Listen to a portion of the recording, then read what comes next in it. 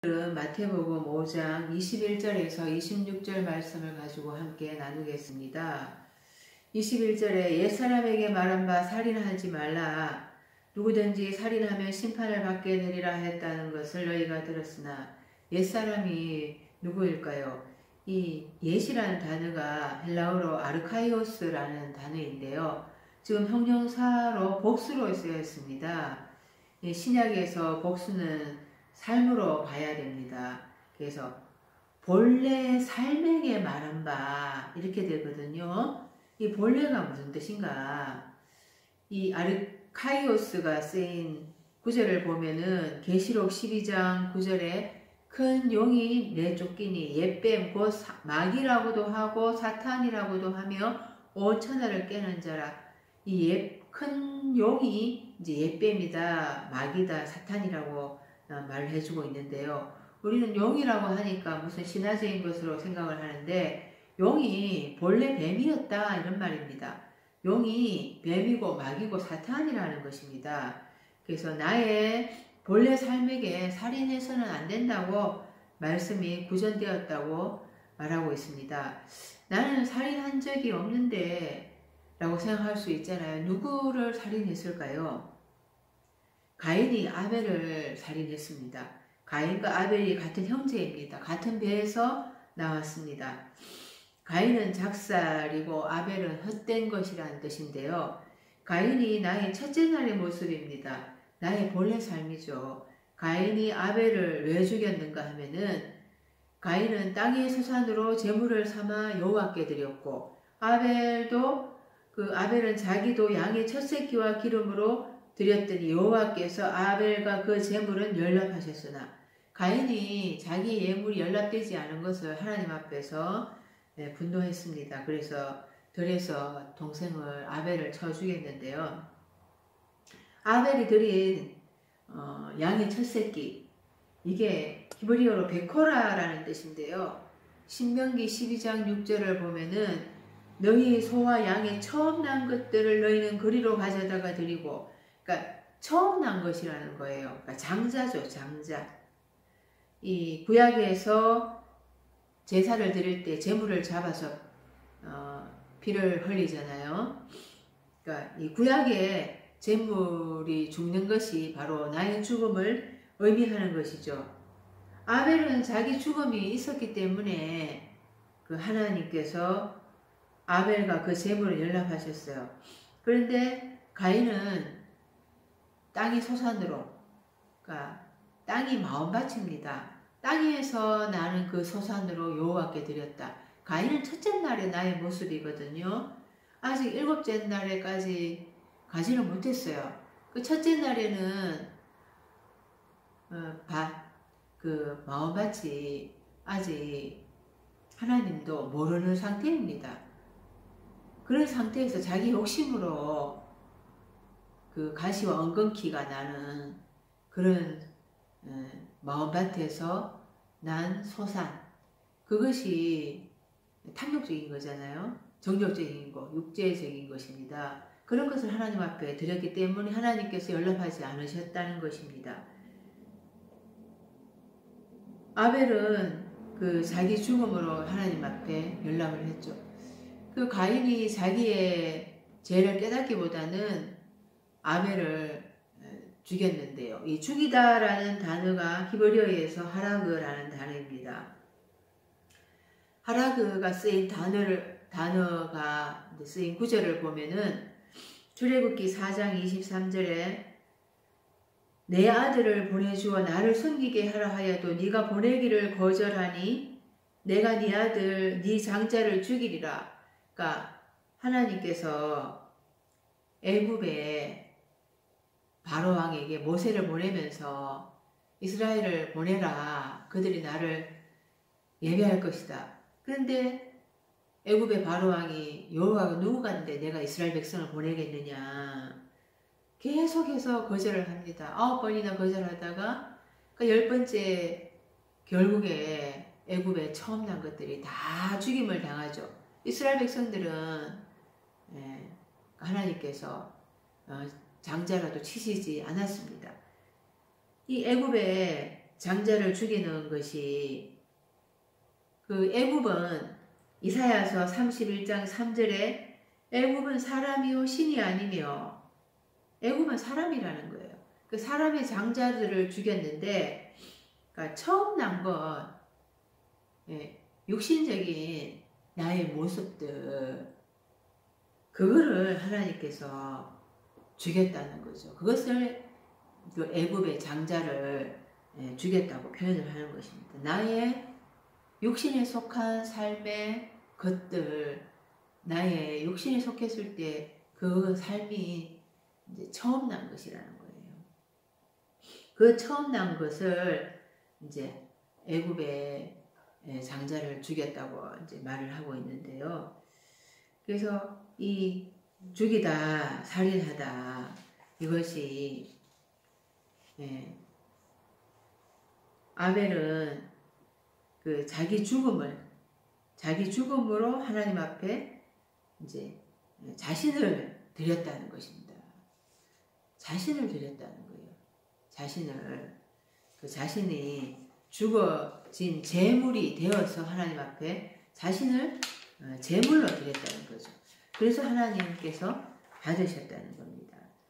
그 가인이 그 아벨의 그것을 헛된 것이라고 멸시하면서 아벨을 쳐서 죽였는데요.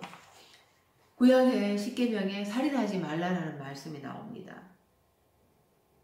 그런데 이 살인하지 말라 명령이 아닙니다. 전부 십계명이 하지 말라 명령으로 되어 있는데요. 이 살인해서는 안 된다 이런 칼 미완료로 되어 있습니다. 히브리어 시제는 완료와 미완료예요. 그래서 완료가 되지 않은 것은 계속 미완료로 남게 되는데요. 이 민수기 35장 29절에서 31절 말씀을 보면은 그 도피성으로 피한 자들, 그 살인죄를 범한 고살자의 생명의 속죄를 받지 말고 반드시 죽일 것이며, 그 도피성에 피한 자, 살인을 해서 도피성으로 피한 자가 제사장이 죽었을 때는 이제 이제 심판을 받게 되는데요. 밖으로 나왔을 때 심판을 받게 되는데, 이 생명의 속죄를 받지 말고 반드시 죽일 것이며 이렇게 했습니다. 근데 이 번역이 잘못되어 있습니다. 속전이라는 게 돈을 주고 풀려나가는 거잖아요. 그러니까 이 돈을 주고 풀어줘서는 안 되고 반드시 죽일 거라고 했거든요. 그러니까 이 반드시 죽일 것이라고 번역을 해놨는데, 그러니까 이 목숨을 살인한 자는 속전을 받아서는 안 된다. 목숨을 살인한 자는 속전을 받아서는 안 된다. 그러니까 돈 받고 풀어줘서는 안 된다라는 것입니다. 그러니까 반드시 대가를 치러야 한다라는 것이죠. 이 가인이 아벨을 죽였잖아요. 그 첫째 날에 그 나의 모습, 이것을 하나님께서는 가인이 내 벌이 너무 중합니다.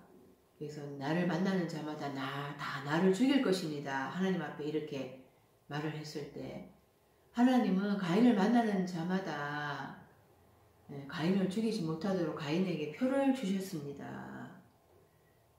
그 가인이 근데 일곱째 날까지 가야 되기 때문에 그때는 하나님께서 심판을 하지 않으셨어요. 그런데 이 살인하면은 심판을 받게 될 것이다. 이게 부정각으로 지금 쓰였거든요. 너희가 나의 본래 삶에게 말한 바 살인해서는 안 된다고 본래 삶에게 구전되었다는 것을 내 삶은 들었다. 원어로 해석을 하면 이렇게 됩니다. 그러니까 네 삶은 들었는데 그래서 누군가 살인하였다면은 그런 심판에게 붙잡히게 될 것이다. 이렇게 번역이 돼야 됩니다. 지금 본문은 번역이 잘못되어 있어요. 너희가 들었으나 이렇게 되어 있잖아요. 그러나 원래대로 원문대로 번역을 한다면 그래서 누군가 살인하였다면은 그는 심판에게 붙잡히게 될 것이다. 미래로 쓰여 있습니다. 네 삶은 들었는데 그것은 부정과거로 쓰였습니다. 과거로 들었긴 들었는데 이 말씀을 심판을 받게 되리라는 것은 미래로 또 쓰여 있거든요. 그러니까 부정과거로 과거에 들었는데 그 지금 또 현재로 들어야 되고 깨닫지 않으면은 미래에 반드시 심판을 받게 될 것이다. 이런 말씀으로 깨달아야 됩니다. 나의 살인죄를 내가 끝까지 깨닫지 못하면은 둘째 사망의 해를 받게 된다라는 거예요. 계시록 21장 8절에 살인한 살인자들과 엄행하는 자들과 점술가들과 우상숭배자들과 거짓말하는 모든 자들은 불과 유황으로 타는 못에 던져지리니 이것이 둘째 사망이라. 첫째 날에 나의 가인의 모습이 아벨을 헛된 것이라고 쳐 죽였을 때 가인을 첫째 날부터 죽이면은 내가 일곱째 날까지 갈 수가 없습니다. 그래서 하나님은 살려주셨는데 그런데 이 계시록 21장 백보자 심판대 앞에 갔을 때 이 살인자들 나의 살인의 삶 이것이 불과 유황으로 타는 못에 던져지게 된다는 거죠. 이게 둘째 사망이라는 거예요. 회개하지 않으면은 나의 살인죄를 내가 회개하지 않으면은 내가 둘째 사망의 해를 받게 된다는 것을 이것이 미래로 쓰였다는 것입니다. 예수님이 오셔서 살인에 대해서 해석을 해 주십니다. 가인이 아벨을 죽인 것을 형과 동생의 관계에서 살인한 것으로 이렇게 우리에게 보여주었다면은 그것이 무엇을 의미하는가가 마가복음 7장 21절에 속에서 곧 사람의 마음에서 나오는 것은 악한 생각 곧 음란과 도둑질과 살인가. 그러니까 내 안에 이런 것들이 있다는 거예요. 악한 생각, 음란, 도둑질, 살인 이런 것들을 내가 회개하지 않으면은 내가 살인자고 그래서 불과 유황으로 타는 못에 던져지게 된다는 거죠. 심판을 받게 된다고 했는데 히브리서 9장 27절에 한 번 죽는 것은 사람에게 정해진 것이요 그 후에는 심판이 있으리니 그러니까 육적인 죽음을 이야기하는 것이 아니라는 겁니다. 우리가 육신으로는 다 죽어요. 육신으로는 다 죽는데 그런데 진짜 내가 영적인 죽음을 당하지 않아야 된다는 거예요. 선한 일을 행한 사람은 생명의 부활로, 악한 일을 행한 사람은 악한 자의 부활로.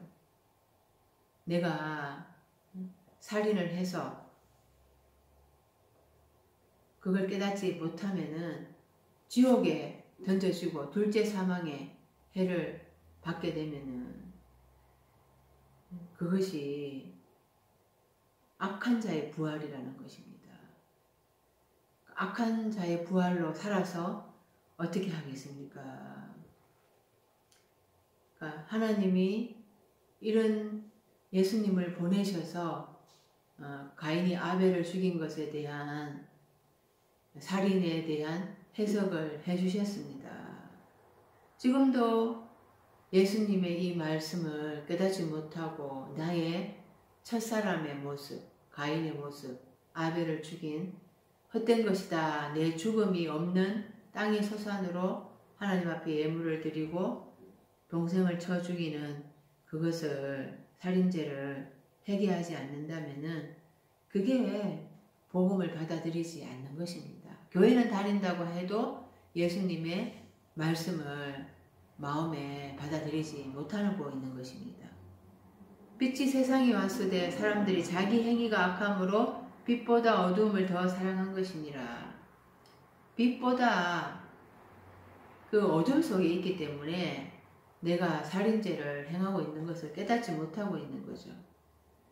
그 사람은 계속 지옥에서 어두운 구덩이에 던져지게 될 것입니다. 그래서 요한일서 3장 12절에 가인같이 하지 말라. 또 유다서 1장 11절에 하있을진저 이 사람들이여 가인의 길에 행하였으며. 왜 신약에 와서 가인이 등장하는 걸까요? 나의 첫째 날에 이 모습을 지금도 내가 볼 수 있어야 한다는 것입니다. 이것을 또 22절에서 형제에게 노하고 나가라 하고 미련한 놈이라고 하는 자는 심판을 받게 된다고 표현하고 있습니다. 22절에 나는 너희에게 이르노니 형제에게 노하는 자마다 심판을 받게 되고 형제를 대하여 나가라 하는 자는 공회에 잡히게 되고 미련한 놈이라 하는 자는 지옥불에 들어가게 되리라. 노하다라는 게 헬라어로 오르게라는 단어인데요. 그러니까 골로새서 3장 8절에 너희는 모든 것을 벗어버리라. 곧 분함과 노여움과 악의와 비방과 너의 입에 부끄러운 말이라. 이 분함이라든지 이 노여움이라든지 이런 것들을 우리가 살아가면서 사실 안 할 수가 없습니다. 어떻게 분노를 안 하고 또 노하지 않을 수가 있겠습니까? 그런 상대방한테 노여움을 표하고 분노하지 않을 수가 없어요. 그런 사람은 살아가면 어떻게 그럴 수가 있겠어요? 그 분노하다, 노하다라는 단어가 구약에 느헤미야 4장 1절에 산발랏이 우리가 성을 건축한다 함을 듣고 크게 분노하여 유다 사람들을 비웃으며 그 이스라엘 백성들이 바벨론 포로에서 돌아와서 예루살렘 성전을 건축하다가 또 느헤미야가 돌아와서 성벽을 건축하게 되었습니다. 그런데 이 산발랏이 성을 건축하는 것을 방해 공작을 펼치죠. 그 산발랏이 분노하고 유다 사람을 비웃고 이것이 그 산발랏이 분노하는 것이 바로 내 안에 이 사단적인 속성이 그 나의 예루살렘 새로운 성전을 재건하는 것을 방해하고 분노하고 비웃고 있다는 거예요. 나의 안에서 사단이 내가 새로운 성전으로 지어져 가는 것을 방해하고 비웃고 대적하고 있다는 것입니다. 그게 분노라는 것입니다.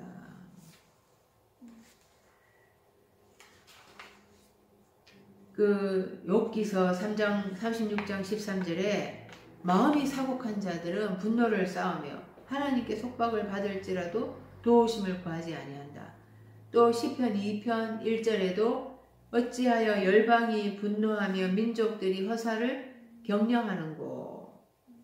마음이 사곡하고 또 열방이 분노하고 이런 것들이 내 안에서 온전히 하나님이 거하실 수 있는 새 예루살렘 성전이 되지 않았다는 것입니다. 그래서 내 안에 그 분노하고 마음이 삐뚤어져 뒤틀려져서 그렇게 하나님을 대적하는 요소가 있다는 거죠.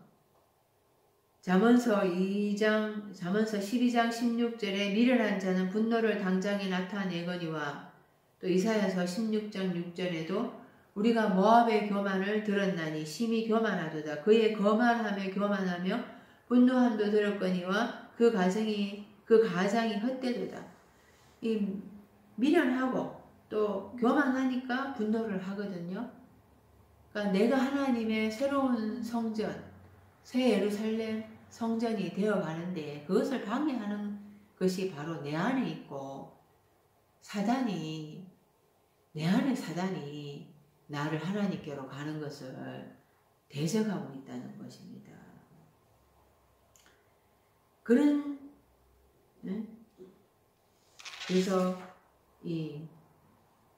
그런 것들이 내 안에 있으면은 결국에는 그런 것들이 심판을 받게 되고 불과 유황못에 던져지게 되고 이 말입니다.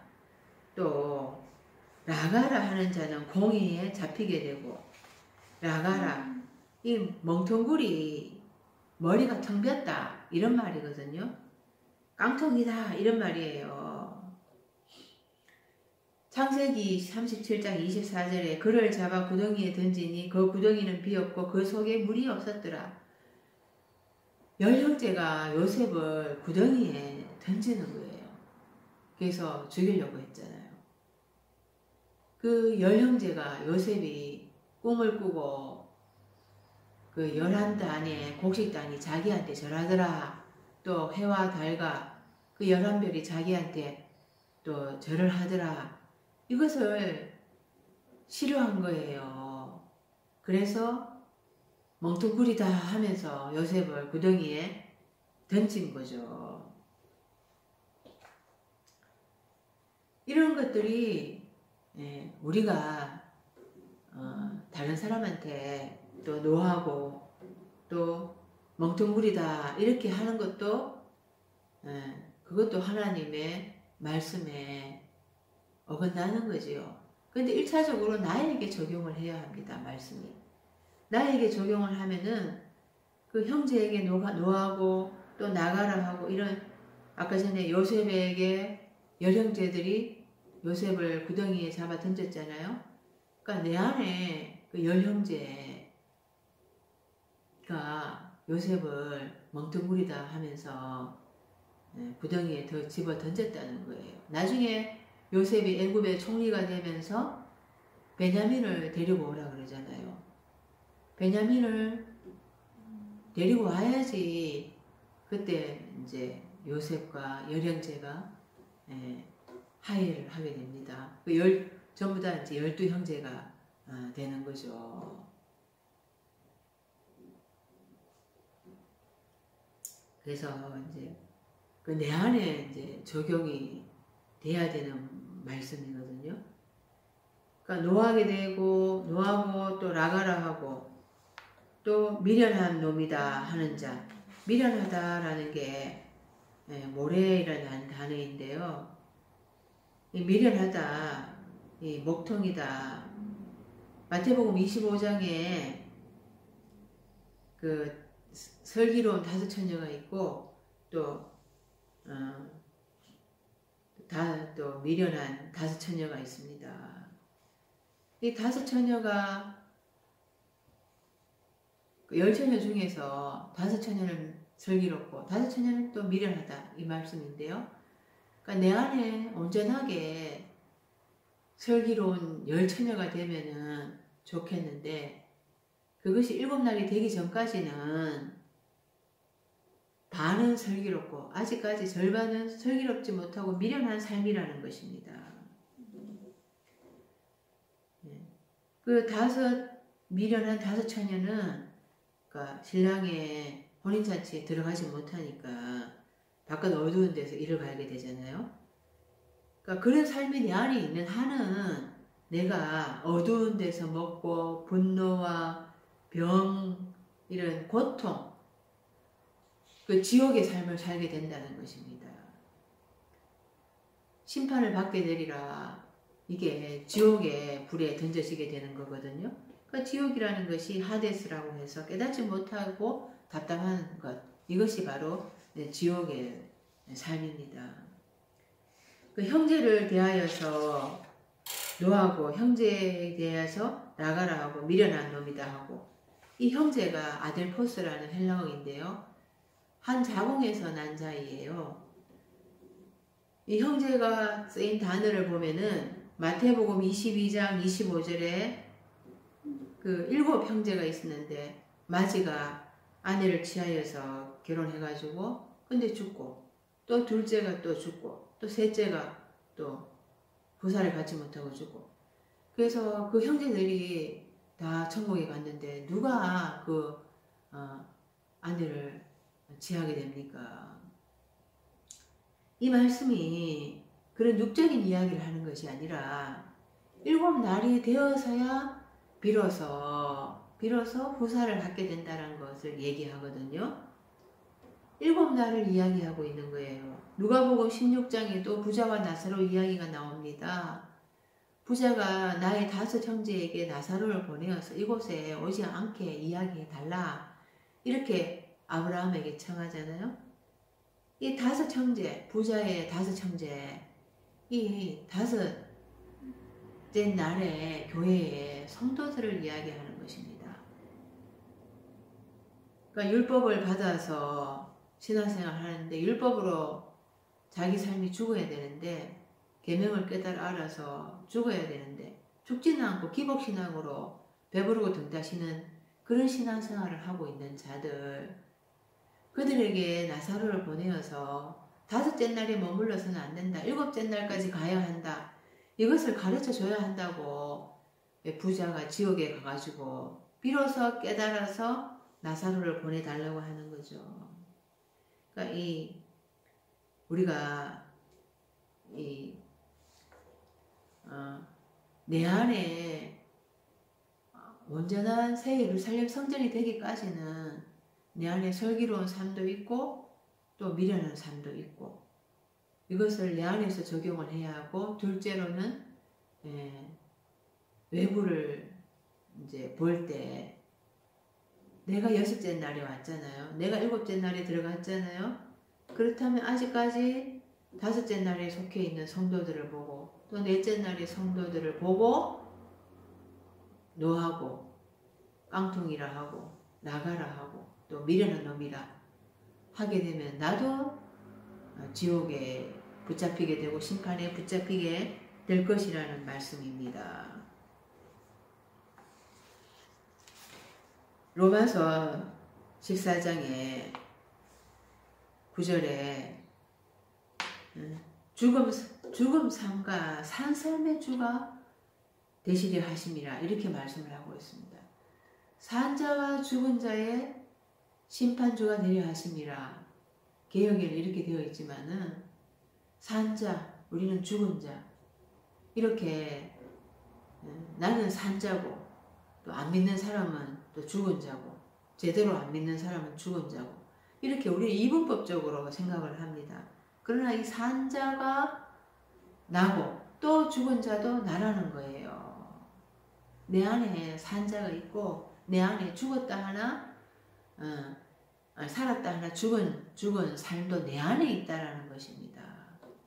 그래서 내 안에 산 자가 내 안에 죽은 자에게 노하고 미련한 놈이다, 깡통이다 이렇게 하면은 내가 7째 날까지 갈 수가 없습니다. 내 안에 그 가인의 삶은 반드시 심판을 받게 되어야 한다는 거죠. 불과 유황불에 던져지게 된다는 거죠. 또 우리가 하나님은 사랑이라고 말씀하셨는데 이웃을 내 몸과 같이 사랑하라고 하셨는데 5째 날의 성도에게 4째 날의 성도에게 아직도 안 믿는 세상 사람들한테 노하고 미련한 놈이다, 멍텅구리다 이렇게 하면은 그 사람들이 하나님을 만날 수가 있게 되겠습니까? 하나님을 볼 수가 있게 되겠습니까? 그래서 깡통아 목통아 그러지 말라는 거예요.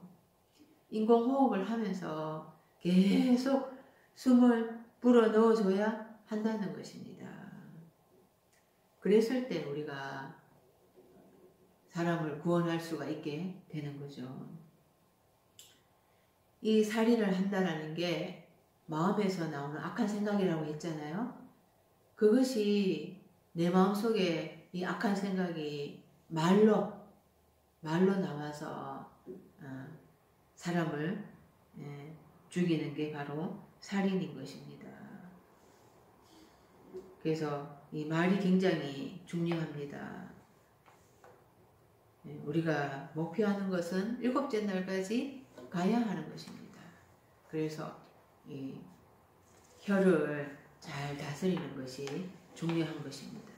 23절에 그러므로 예물을 제단에 드리다가 거기서 내 형제에게 원망들을 만한 일이 있는 줄 생각나거든. 24절에 예물을 제단 앞에 두고 먼저 가서 형제와 화목하고 고해 와서 예물을 드리라.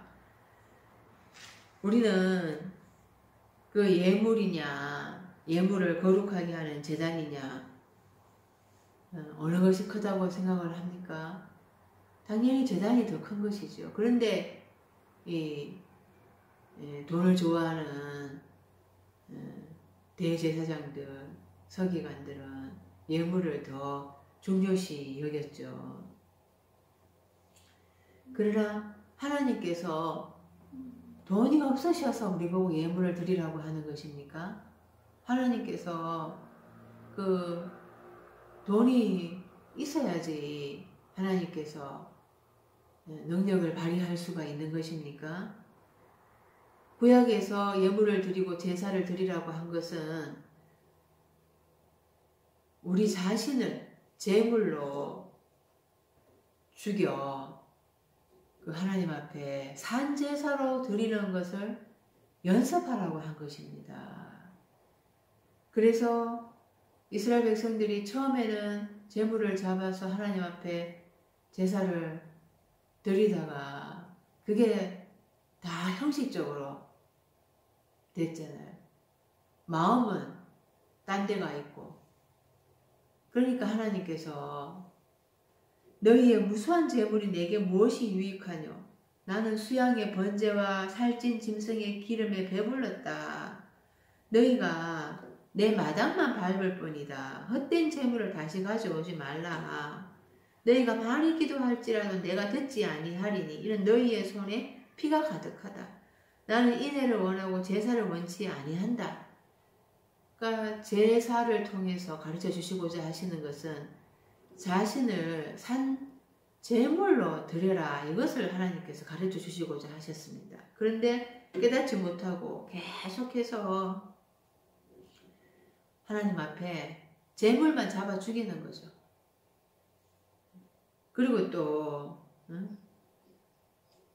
그 예물이 중요하다라고 계속 가르쳐줘. 그래서 율법적으로 예물을 드리는데 정말 중요한 것이 어떤 것이냐 하는 것은 마태복음 2장 11절에 동방박사가 아기 예수께 경배하고 그 보배합을 열어서 황금과 유황과 몰약을 예물로 드렸다고 우리에게 가르쳐주고 있는 것입니다. 이 황금, 유황, 몰약을 예물로 드렸다. 우리는 뭐 금을 드렸다. 몰약, 그 기름, 나는 기름을 또 드렸다. 이렇게 생각하는데 영적인 이야기인 것입니다. 황금은 영원히 변하지 않는 가치 있는 것. 또 몰약은 자기 죽음. 또 유황은 또 깨끗하게 변화된 것. 그래서 내 자신을 자기 자신을 하나님 앞에 드렸다는 거예요. 하나님이 무엇을 기뻐하십니까? 로마서 12장 1절에 내가 하나님의 모든 자비하심으로 너희를 권하노니 너희 몸을 하나님이 기뻐하시는 거룩한 산제사로 드리라. 이는 너희의 드릴 영적 예배니라. 우리는 예물이 더 크다고 생각하지만 하나님은 우리가 하나님이 기뻐하시는 거룩한 산제물이 되는 것을 바라시고 계시는 것입니다. 그래서 거기서 네 형제에게 원망들을 만한 일이 있는 줄 생각나거든. 그러니까 형제와 역행하는 형제와 그런 거슬리는 것이 있으면 그것을 정상화시키라는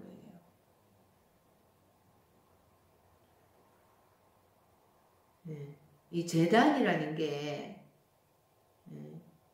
헬라어로 디시아스테리온인데요. 그 아브라함이 아들 이삭을 제단에 바칠 때 행함으로 하나님 앞에 의롭다함을 받았잖아요. 그게 아브라함 자신의 죽음을 이야기하는 거죠. 그럴 때 하나님께서 순양을 보내시면서 이제 네가 나를 향해서 네가 빌어서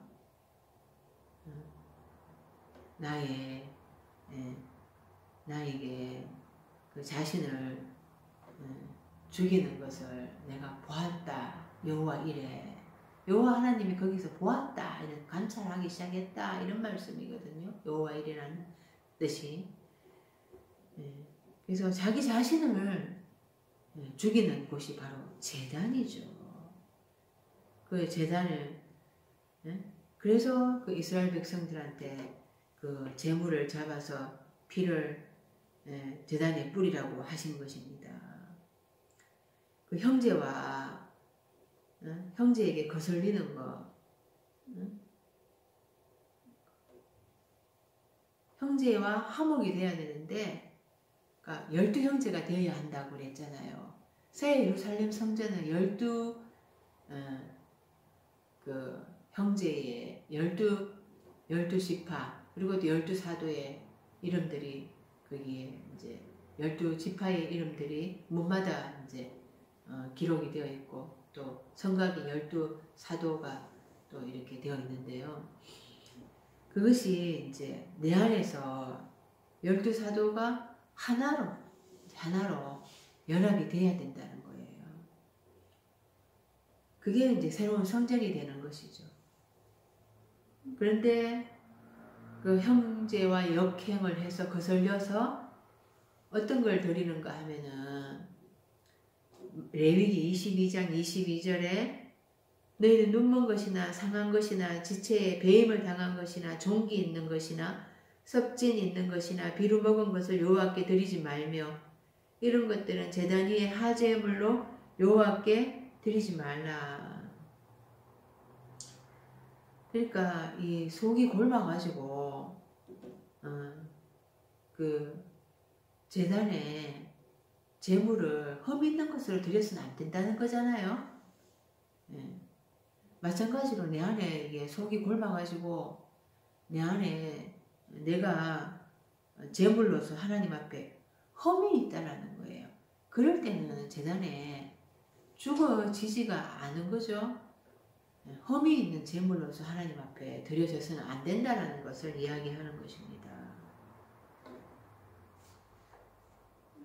그래서 형제와 화목하고 이렇게 되어 있는데요. 그러니까 정상으로 이제 바꾸어져야 한다는 거예요. 로마서 1장 23절에 썩어지지 아니하는 하나님의 영광을 썩어질 사람과 검수와 버러지 형상의 우상으로 바꾸었느니라. 이것을 정상으로 다시 바꾸는 것, 그것이 형제와 화목하고 다시 하나님 앞에 예물을 드릴 수 있게 되는 것입니다. 25절에 너를 송사하는 자와 함께 길에 있을 때 급히 사화하라. 그 송사하는 자가 너를 재판관에게 내어주고 재판관이 관이에게 내어주어 옥에 가둘까 염려하라. 이 송사하는 자라고 되어 있는데요. 지금 이제 개역에는 고발하는 자라고 되어 있죠. 이 헬라어로 안티디코스 해서 송사하는 자입니다. 고발자입니다. 이 구절을 찾아보면은 베드로전서 5장 8절에 걸신하라 깨어라 너희 대적 마귀가 우는 사자같이 두루 다니며 삼킬 자를 찾나니. 그러니까 누가 고발하는가? 마귀가 고발자가 되어서 나를 송사한다는 거예요. 그러니까 나와 마귀는 내 안에 같이 있습니다. 하나님께로 가는데 내가 늘 하나님이 기뻐하시는 것을 하면 좋겠는데 그렇지가 않잖아요. 내가 육신에 속해서 정욕적이고 세상적이고 안목적인 것을 쫓아갈 때가 많거든요. 그런데 그 감시자를 하나님이 나한테 붙여준 거예요. 바로 그것이 대적마귀죠. 이 대적마귀가 나를 하나님 앞에 고발합니다. 나를 송사합니다. 욥기서에 사단이 욥을 감시하잖아요. 그래서 하나님 앞에 고발하잖아요. 네. 그러니까 우리가 하나님 앞에 가는데 내가 딴짓을 못하도록 사단을 붙여놓은 거예요. 그리고 또 어떤 때는 또 사단이 나를 미혹하기도 하고, 그래서 그 같이 있는 사단을 내가 깨달아야 됩니다. 나하고 같이 사단이 같이 있다는 것을 깨달아야 됩니다. 내 안에 사단이 있고 내 안에 나를 대적하기도 하고 나를 유혹하기도 하는 사단이 내 안에 있다는 거예요. 이것이 언제 떨어져 나가는가?